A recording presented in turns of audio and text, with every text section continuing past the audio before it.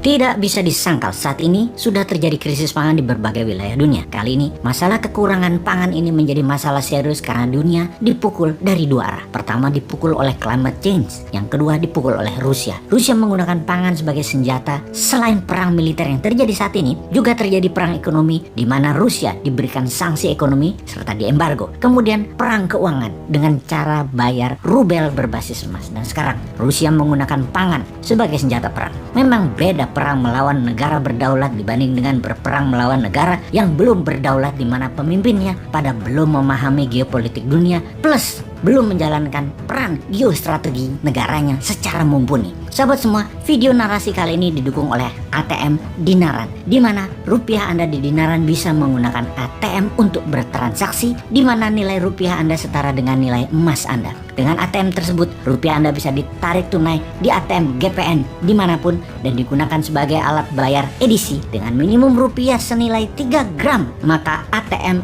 ID Cash GPN akan dikirim ke alamat Anda dimanapun. Kembali ke topik utama kita. Rusia menggunakan food sebagai senjata perang atau lebih dikenal dengan food warfare. Sebuah fakta yang dihadapi saat ini di belahan bumi manapun. Harga pangan meningkat naik tajam dalam beberapa bulan ini. Di beberapa negara, kekurangan pangan ini merupakan life threatening atau ancaman nyawa karena memang sudah sangat kekurangan, di mana diperkirakan di dalam beberapa bulan ke depan 300 juta jiwa di beberapa wilayah dunia akan mengalami kelaparan seperti di Afrika, Asia Barat, dan Amerika Latin. Dan kalau tidak ditangani segera dalam beberapa bulan ini, dunia akan mengalami masalah pangan dalam dekade ini. Untuk hal ini, tidak ada satupun negara yang bisa menyelesaikan masalah pangan ini sendiri. Yang jadi pertanyaan, apa penyebab kekurangan pangan ini? Ketika dunia saat ini terjebak dalam multi-front war atau beragam bentuk perang, ternyata penyediaan pangan menjadi senjata perang atau food weaponized. Salah satunya dengan menahan gandum, dan Amerika menuduh Rusia untuk hal ini. Gandum adalah makanan utama di berbagai wilayah seperti Afrika Timur, Afrika Utara,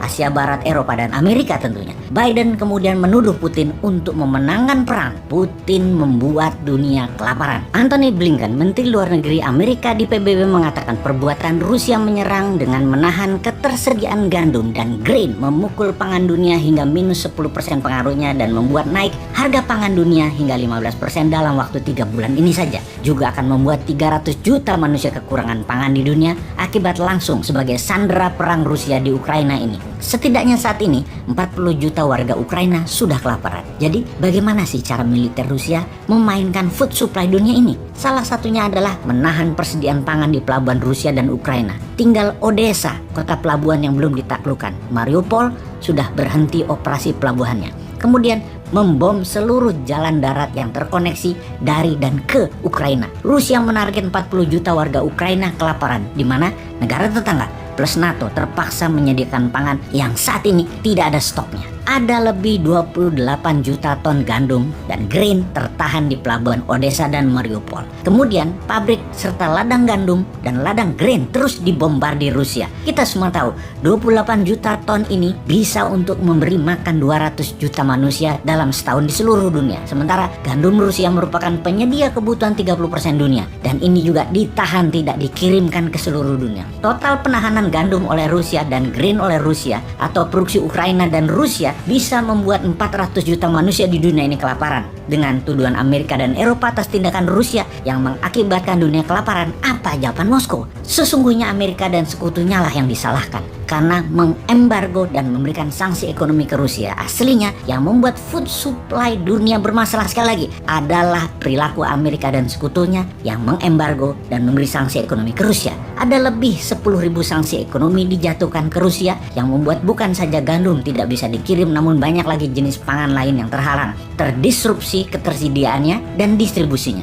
Ukraina Rusia penghasil biji-bijian, gandum, jagung, dan minyak bunga matahari yang sangat mempengaruhi dunia. Ketika Guterres, Sekjen PBB, minta Rusia melepas produk-produk tadi, Rusia minta sanksi ekonomi ke Rusia juga dicabut. Sebuah tawar-menawar yang setara dan kejam tentunya. Itulah tindakan negara berdaulat, tidak bisa ditawar dalam arti sebenarnya. Medvedev, wakil Rusia di PBB yang juga mantan presiden Rusia mengatakan, nggak adil kalau kalian mengsanksi ekonomi rakyat Rusia tetapi kalian minta lepas pangan untuk kepentingan kalian. Itu tindakan dan permintaan yang aneh. We are not idiot. Kalimat kami bukan orang bodoh merupakan ucapan tantangan kepada sekutu dan kepada NATO. Semua ini membuat jutaan manusia beresiko maut. Seharusnya food bukanlah senjata untuk membunuh manusia dan bukanlah senjata untuk jadi alat tawar dalam perang. Namun itulah yang terjadi saat ini. Disinilah pemimpin kelas dunia harusnya hadir, menyelamatkan pangan dunia. Karena mungkin kalau pemimpin memahami arti geopolitik dalam perang pangan ini dan kekurangan pangan ini, Indonesia sebagai negara bermatahari 100%